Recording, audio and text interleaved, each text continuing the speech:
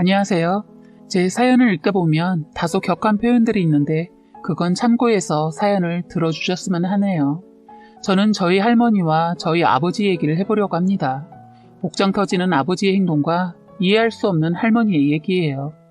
제가 결혼해서 살아보니 정말 할머니의 억지는 말도 안 되는 것 같아요. 자기 자식만 생각하고 며느리는 그냥 아들의 뒤치다꺼리로 하찮게 생각하셨던 것 같습니다. 여기서 있는 사연들을 우연히 보다가 엄마 생각이 나서 이렇게 제 사연도 보내봅니다. 저는 어린 시절 하면 너무 힘든 기억밖에 없어서 그 어느 누구에게도 말하지 않았던 일들을 여기서 엉어리를 풀게 될 것 같네요. 저는 고등학교를 나와 돈만 보고 열심히 살았습니다. 어려웠던 집안을 장녀로서 이렇게 세워보려는 굳은 마음으로 정말 앞만 보고 열심히 살았던 것 같아요. 그런데 친정에 아무리 돈을 보태주어도 살림은 피지 않았어요. 아프신 아버지는 허구한 날 술에 쩔어 사시고 하루가 멀다 하고 사고를 치고 다녔기 때문이었습니다. 제가 어렸을 때부터 쥐뿔도 없으면서 아버지는 술을 드시다가 기분이 좋아지면 식당에서 같이 먹고 있던 사람들의 술값까지 계산을 해버리는 계획성이 전혀 없는 사람이었어요. 보중도 술김에 서버리는 그런 아버지 때문에 늘 엄마는 빚을 갚느라 너무 힘들게 사셨어요. 엄마도 아버지의 빚을 갚다 지쳐서 친할머니한테 손을 내밀었나 봐요. 그런데 할머니는 빚을 갚아주지도 않으시면서 되려 엄마한테 남자가 배포가 커야 한다며 그런지도 어이없게도 잘했다고 아들 자랑만 늘어놓으셨다고 하더군요. 야, 남자가 뭐래도 뭐든지 크게 노는 거야. 그딴 술값이 뭐라고 애비 기를 죽이냐?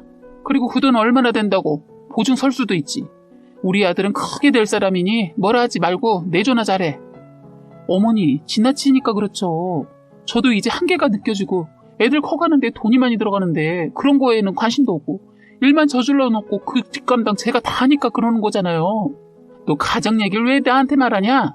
나는 모른다. 나는 먹고 죽으려도 돈 없다. 하고 툭툭 털어버리셨다고 해요. 이럴 거면 놀고 싶으면 놀고 일하고 싶으면 일하는 능력 없는 아버지 부추기지나 말지.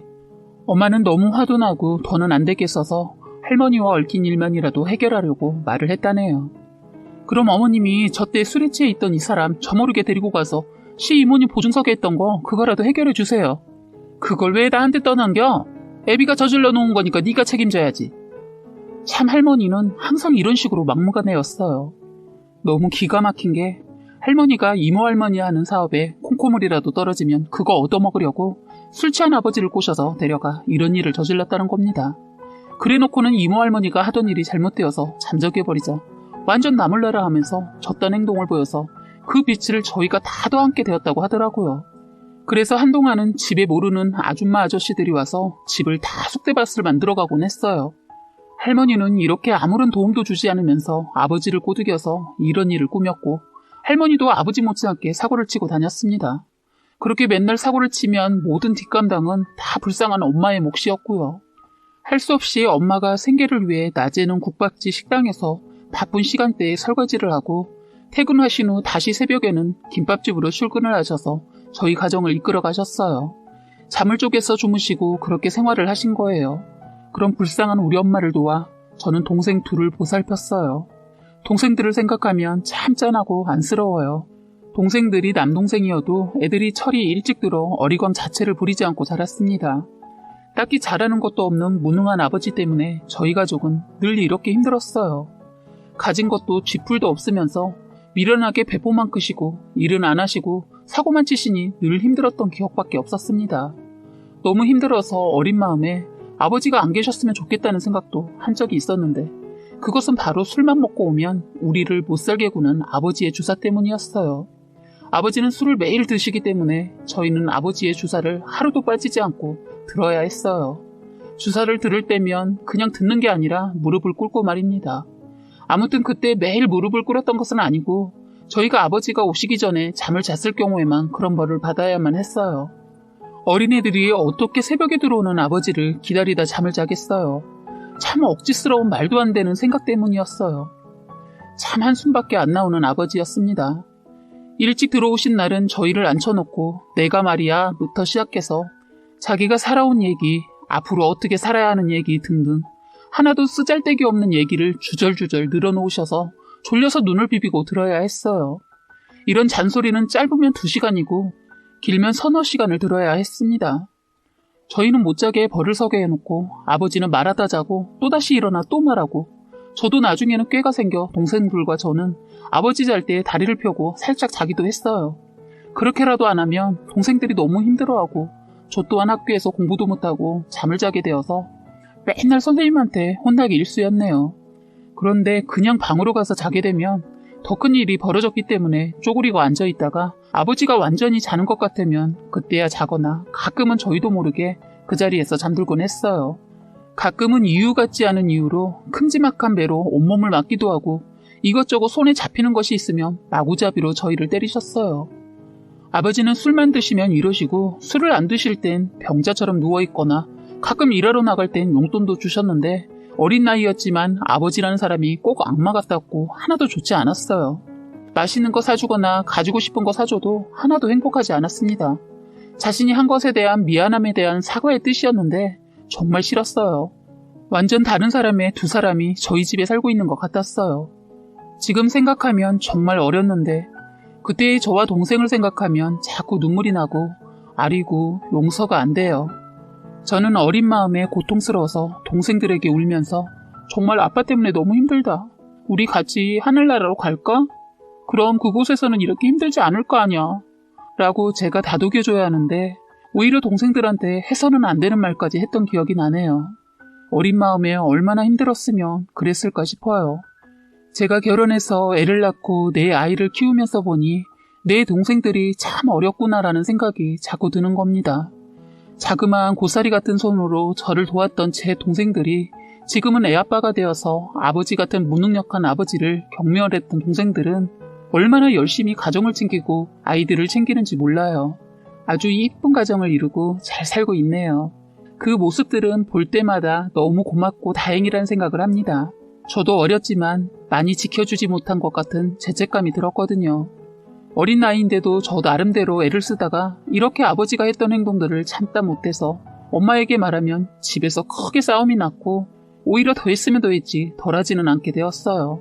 우리 때문에 부모님께서 싸우는 걸 보고는 아버지가 괴롭혀도 우리가 참아야 하나 보다 하고 계속 시달림을 받게 되었어요. 아버지는 엄마가 새벽에 일을 나가면 밤에 잠을 못 자게 괴롭히던 게 더 심해져서 늘 공포에 떨어야 했습니다.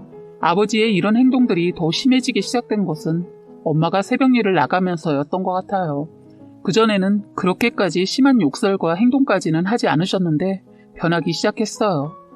거의 3년의 시달림을 당하다 결국 저나 동생의 머리에는 스트레스 때문이었는지 500원짜리만한 크기의 원형 탈모가 오고 너무 어렸던 남동생들은 이상한 틱 같은 행동까지 보였어요.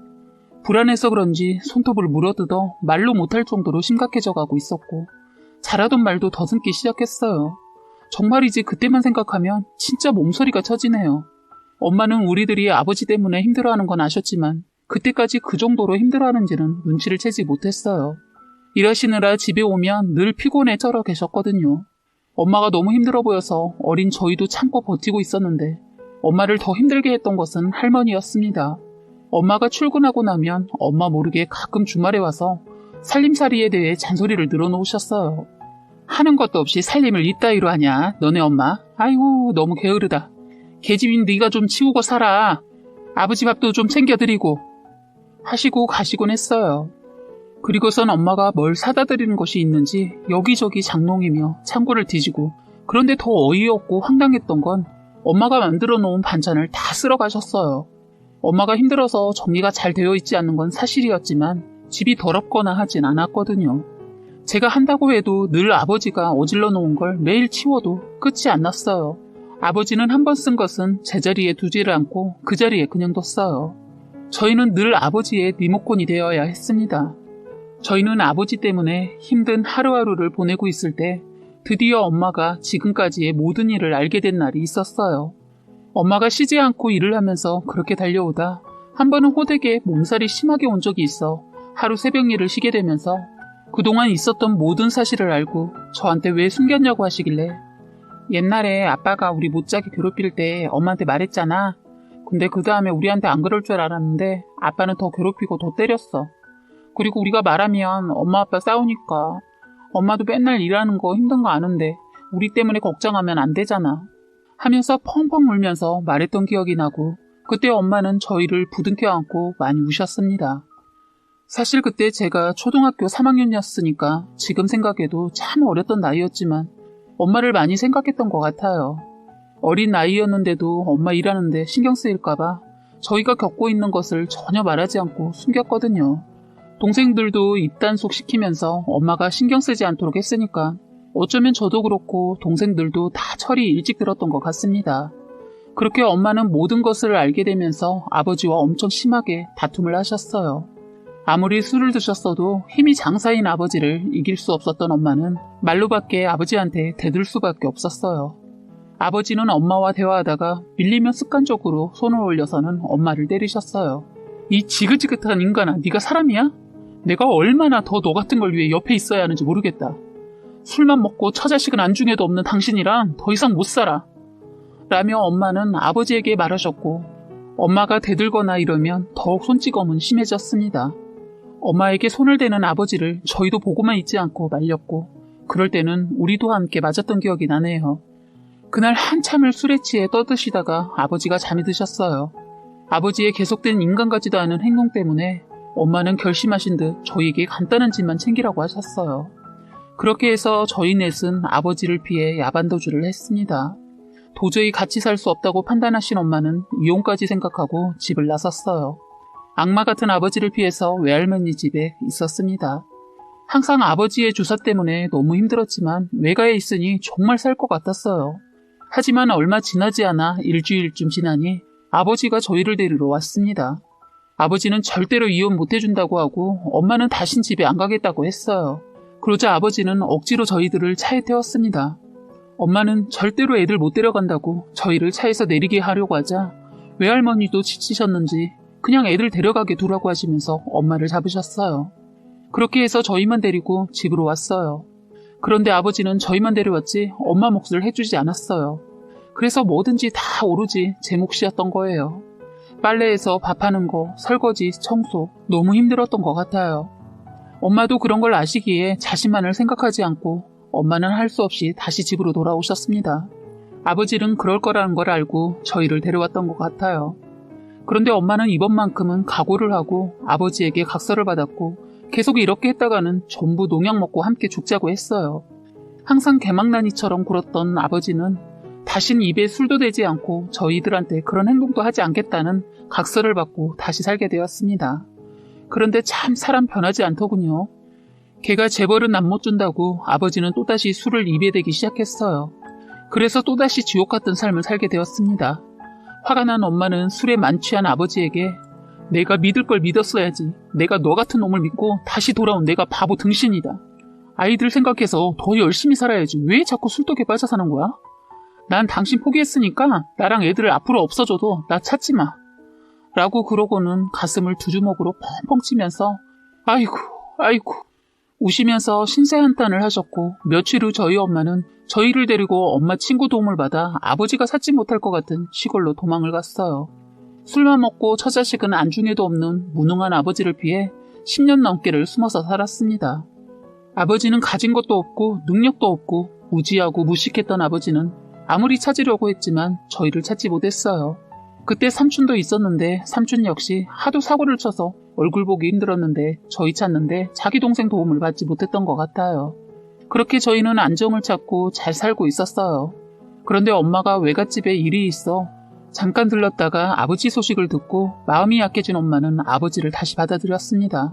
받아들였던 이유는 맨날 술독에 빠져 살다가 하루가 다르게 살이 빠지고 혈색이 검게 돼서 병원에 찾았더니 간암 말기를 진단받았다고 하더라고요. 엄마는 그래도 애들 아빠인데 끝까지 버릴 수 없었다고 했습니다. 그렇게 해서 다시 아버지를 시골에 모셔오게 되었습니다. 그때부터 저희 삶도 다시 어두운 터널 속으로 들어가더니 빠져나오지 못했어요. 아버지의 병원비 그리고 아버지의 사고치는 거 뒷수습 때문에 저는 할 수 없이 공부를 포기해야만 했습니다.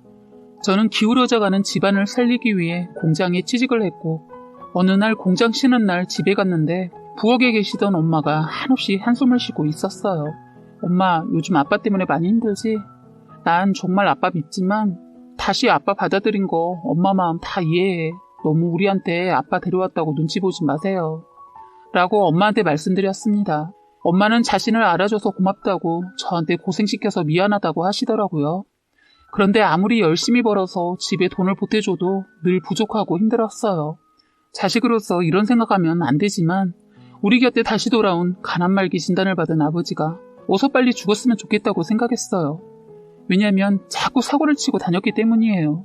남의 가게에 가서 술을 드시고 유리창을 깨부시지를 않나, 남의 차를 돌로 던져서 파손을 하지 않나, 정말 시도 때도 없이 사고를 치셨어요. 제가 벌어서 엄마한테 보내면 그 사고 친 거 메꾸기 바빴어요. 저 혼자만으로 감당 안 되기도 하고 경제적으로 살아가기 힘들었기 때문에 엄마는 농사를 짓다가 시내에 있는 식당 일을 시작했는데 그때 혼자 집에 계신 아버지는 여기저기 돌아다니면서 사고를 친 거예요. 동생들은 학교를 다니고 있었기 때문에 아버지를 케어하는 사람이 없다 보니 사고만 치고 다니셔서 할 수 없이 엄마가 일을 그만두고 아버지를 지켜야만 했습니다. 엄마가 아버지 술 드시고 자는 뜸 타서 밭일하고 있으면 몰래 나가서 또 술 드시고 사고치고 그렇게 못된 짓을 하시더니 병세 악화로 자리에 누우시더니 다시는 영영 일어나지 못하셨어요. 차라리 잘 됐다고 생각했습니다. 그때는 아버지가 너무나 버거운 짐이었거든요. 저는 정말 힘들었지만 한 번도 아버지한테 대들거나 어떠한 제스처를 취한 적이 없었는데 아버지가 돌아가시기 한 달 전에 그동안 쌓인 말을 하염없이 눈물을 흘리며 다 토해냈어요. 아버지 또한 죽기 전에는 미안했는지 저에게 아버지가 죄인이다 하시면서 미안하다고 하더군요. 처음으로 아버지한테 사과라는 것을 받았어요. 저희를 그렇게 괴롭히고 힘들게 했던 아버지는 그렇게 돌아가셨습니다. 아버지가 돌아가시고 나자 저희 집은 그때부터 안정을 되찾기 시작했어요. 동생들도 제가 열심히 일을 해서 대학까지 보냈습니다. 동생들은 이런 저에게 늘 감사함을 전하고 있어요. 저는 동생들이 결혼할 때까지 저에 대한 것은 생각도 하지 않고 희생을 하면서 살았거든요. 어린 시절 아버지한테 당했던 걸 생각하면 가슴 한구석이 아려서 너무 안쓰러운 제 동생들을 끝까지 책임지고 싶었어요. 왜 그런지는 모르겠는데 그냥 제 동생들이 너무 안쓰럽고 짠했던 기억이 제 발목을 잡고 있었어요. 그래서 저는 제 삶도 포기하고 결혼을 하지 않고 동생들 먼저 결혼 다 시키고 어느 정도 자리를 잡았을 때 아는 지인 통해서 남편을 만나게 됐어요. 동생들 뒷바라지하는 것에 빠져 저는 연애에 있단 거는 생각조차 하지 않고 앞만 보고 오로지 돈만 보고 살았는데 너무나 착한 남편을 만나게 된 겁니다. 늦은 나이라 임신은 꿈도 꾸지 못했고 제가 자궁 쪽에 조금 문제가 있어서 자연 임신하기가 힘들다고 해서 아기 갖는 걸 거의 포기하다시피 했어요. 하지만 감사하게도 시험관 아기가 성공되어서 쌍둥이를 낳아서 잘 살고 있어요. 엄마는 재혼하시지 않고 계속 혼자 사셨고 그런 엄마는 제가 결혼해서 가정을 이루고 행복하게 사는 모습을 보고 너무 좋아하셨어요. 그런데 할머니는 명절이나 이럴 때 아버지의 죽음이 저희와 엄마 탓인 양 막말을 하셨어요. 엄마도 이제는 같이 늙어가는 연세라 지치셨는지 참다가 작년 명절에 할머니 집에 갔다가 다 뒤집어 엎어놓고 나와버리셨어요. 작은아버지 계시지만 이혼하고 혼자 사셔서 엄마 혼자 이것저것 준비하고 있는데 할머니가 엄마한테 그랬다네요. 10년 동안 숨어 살면서 어떤 놈하고 놀았느냐고 하시면서 더 살 수 있는 아들 데려가서 말려 죽였다고 했다고 합니다. 엄마도 더 이상은 안 되겠는지 그럼 혼자서 아들 제사상 차려서 보내라고 하고 2번 다신 발걸음 안 한다고 하고 나와버렸다고 해요. 그 이후로 정말 할머니 아프다는 연락 와도 엄마 가시지 않아요. 작은 아버지도 자기 엄마 감당 안 되니까 일만 있으면 엄마를 찾으시는데 이젠 엄마도 결심을 하셨는지 작은 아버지한테 말했다고 합니다. 형도 없는데 고집불뚝인 시어머니 잔소리 다 들으면서 지금까지 그만큼 했으면 할 만큼 했다고 생각하는데 내가 이런 말을 안 하려고 했는데 그쪽 인간들 다 하나같이 양심도 없는 인간들이야. 어머니는 우리를 그렇게 피말려 놓고 한다는 소리가 내가 당신 아들 죽였다고 하는데 이게 할 말이야?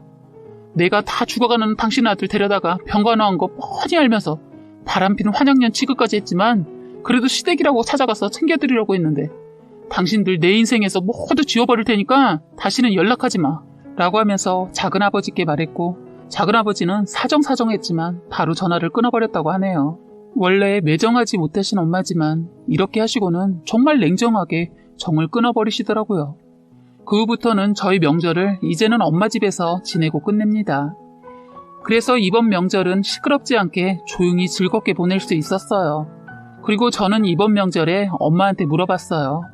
엄마도 지금 생각해보면 참 답답한 인생을 사셨는데 왜 아버지를 버리지 않았냐고 그랬더니 엄마는 아버지가 없이 자란 자신의 성장기가 너무 싫어서 저에게 저런 못난 아버지라도 그늘이 되어줄 거라고 생각하고 버리지 않으셨다고 하더군요. 그런데 끝까지 짐이 되어서 후회했다고 합니다. 맞아요. 전혀 그늘이 되어주기는커녕 정말 너무나 무거운 큰 짐이었어요. 이제는 엄마도 엄마를 위한 삶을 사시길 바랄 뿐입니다. 정말 힘겨웠던 어린 시절과 엄마의 삶을 얘기하다 보니 사연이 길어졌네요. 끝까지 읽어주셔서 감사합니다. 모두 행복하세요. 사연은 여기까지였고요. 구독과 좋아요, 알림 설정 부탁드리겠습니다.